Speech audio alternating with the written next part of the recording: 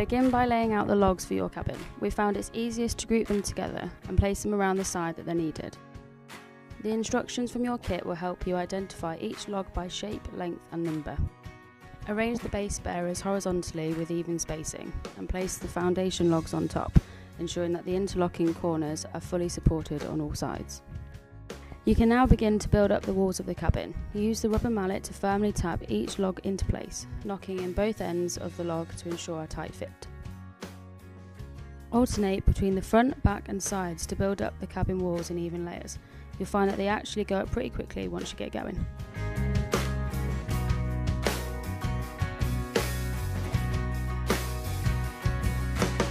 Once you've built up roughly 3/4 of the cabin, you should then install the window kit.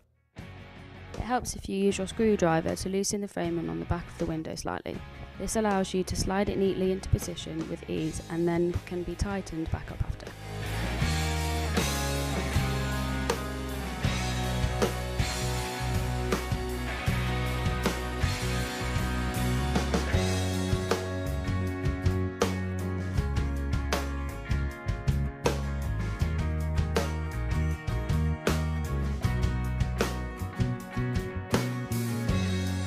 Continue to build up the logs into at the top of the window. You now want to install the door framing.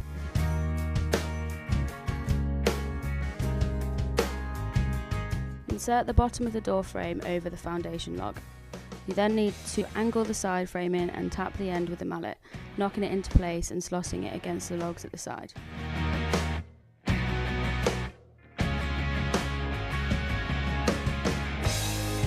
Once both sides are in, complete the frame of the top lintel, tapping it securely into place before installing the final log over the top of the window and door. Don't forget to tighten the window framing again after. You then need to install the roof apexes. These panels have cutouts to allow you to easily install the roof beams with even spacing. Use the mallet to tap the left and right beams into place before installing the central apex panels and beam.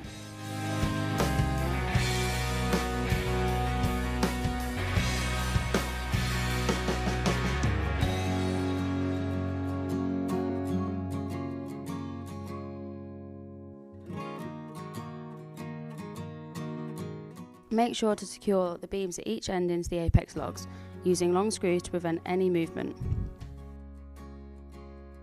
The next part to tackle is the floor, but it's pretty straightforward once you get going. Begin at one end of the room and place the boards up against the wall, perpendicular to the bearers beneath. The boards need to be secured with nails into the bearers below. Make sure that the boards are pushed tightly together to prevent any movement and fix them in place. Once you have reached the other end of the room, you may be left with a gap smaller than the width of your boards. Place a board within the gap and mark the ends so you know how much you need to cut away. Use a handsaw or jigsaw to trim the board to the correct size and place within the gap. It can be a tight fit, so you may need to knock the boards into place. Secure the last board with nails using the existing boards as a guide. The roof is very similar to the floor. Begin at one end of the cabin and align your board up with the centre of the apex. Make sure that the tongue of the board is facing to the cabin so they have a flat face for felting. Secure the board with nails into the roof beams and side logs. Repeat this across the length of the roof, ensuring that each board is flush at the end and locked securely into the previous board before nailing into place.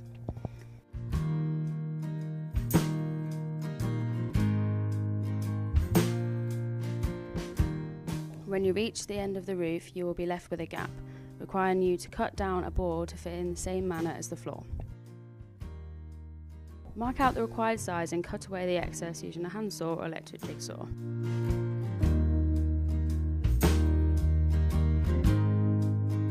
Don't worry about the rough appearance though, this will be covered by the felt and fascia boards. Repeat this for the other side of the roof, ensuring that the boards are flush at the end and nailed at the top, middle and bottom.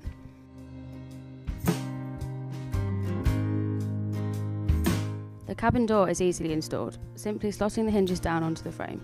These can be adjusted with an Allen key if it's not quite sitting correctly. To install the lock, insert the tumbler into the opening and fix in place using a large screw into the front plate. This will then allow you to affix the front and rear faceplates to the lock before installing the handles.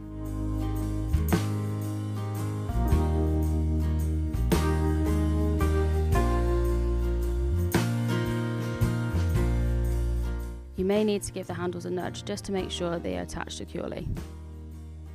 The inside handle is secured and tightened using a small Allen key to prevent any movement.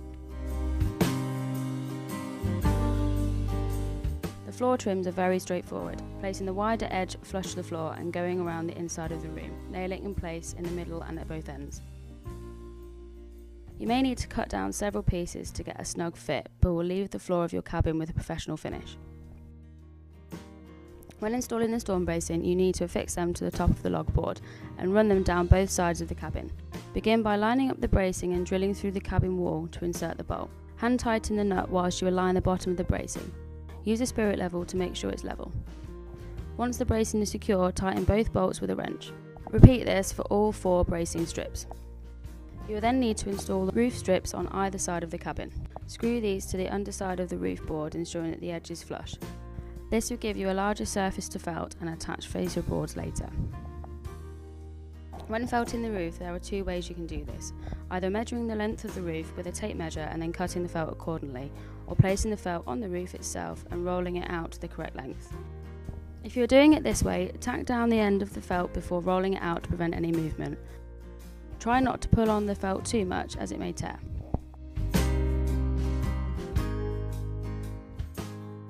Always make sure to allow approximately 2 inches of overhang so you can tack the felt down easily and to create an effective water runoff.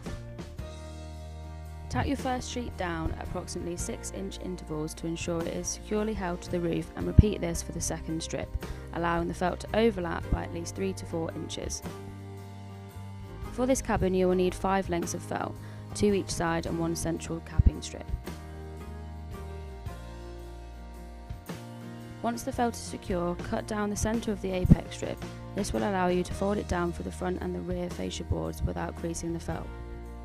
Use the fascia board to apply pressure to the felt and slide it down over the side, preventing wrinkles. Always remember to pre-drill your fascia boards and finials before screwing them to the cabin, as this will prevent the wood from splitting. Screw the fascia onto the ends of the roof beams on the centre and ends of the boards. Repeat this for both the front and the back of the cabin. Don't worry if you have felt peeking out from under the fascias. This can easily be cut away with a knife. Once the excess felt has been removed, you can now attach the finials to cover the fascia joint at the front and rear apex.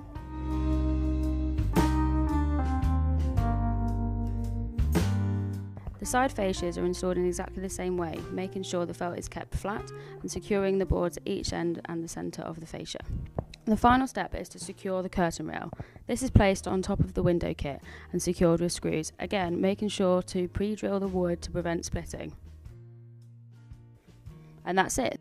Thank you for watching our guide on installing the 3 metre by 2.4 metre Walton's Escape log cabin.